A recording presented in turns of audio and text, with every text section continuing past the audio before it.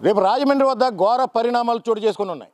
ఇది ఏదో కాదు, ఇక్కడ ఇందిరా సత్యనగరాన్ని కాలనీ ఒకటి ఉంది. ఇదంతా పొంత రోడ్డు అంటారు. ఈ పొంత రోడ్డుని మొత్తం గవర్నమెంట్ అధికారులు అందరూ కూడా ఖాళీ చేసేందుకు సమాయత్తం అవుతున్నారు. ఇప్పటికే ఆర్డర్ జారీ చేశారు. టౌన్ ప్లానర్ కూడా పోలీస్ సపోర్ట్ అడుగుతున్నారు, బందోబస్తు అడుగుతున్నారు.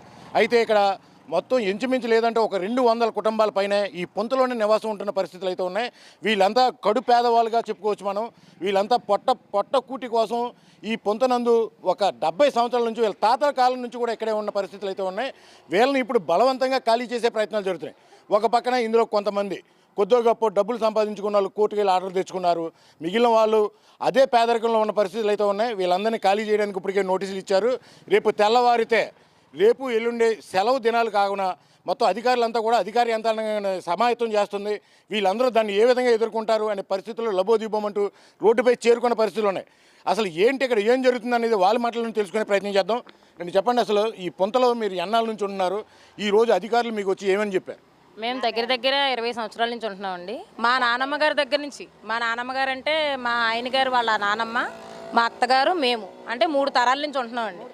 3 తరాల నుంచి కూడా ఇక్కడే మేము పంచాయతీ దగ్గర నుంచి కూడా ఇంటి పనులు కడుతున్నాం. రామదాస్ పంచాయతీ ఉందండి. రామదాస్ పంచాయతీ ముప్పావుల దగ్గర నుంచి మా అమ్మమ్మ గారు అంటే మా ఆయన గారు సొంత మావయ్యనే చేసుకున్నాను నేను. అప్పటి నుంచి కట్టుకుంటూ వస్తున్నారండి పనులు అన్నవి.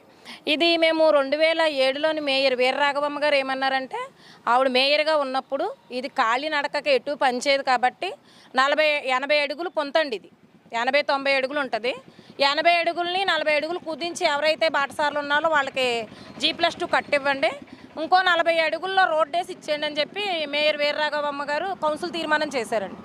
కౌన్సిల్ తీర్మానం అయిపోయిన తర్వాత 2017లో ఇలాగే ఇళ్ళు కొట్టేస్తామని చెప్పి అప్పుడు విజయరామరాజు గారు కమిషనర్గా ఉన్నప్పుడు నోటీసులు అంటించారండి.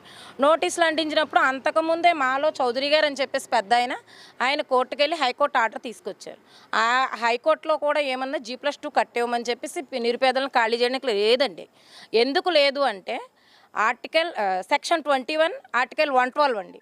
దాని ప్రకారం ఏంటంటే 10 సంవత్సరాల లోపు ఏ గవర్నమెంట్ స్థానంలో అన్నా ఉంటే వాళ్ళు గవర్నమెంట్ వాళ్ళు వచ్చి ముందే ఖాళీ చేయించారు.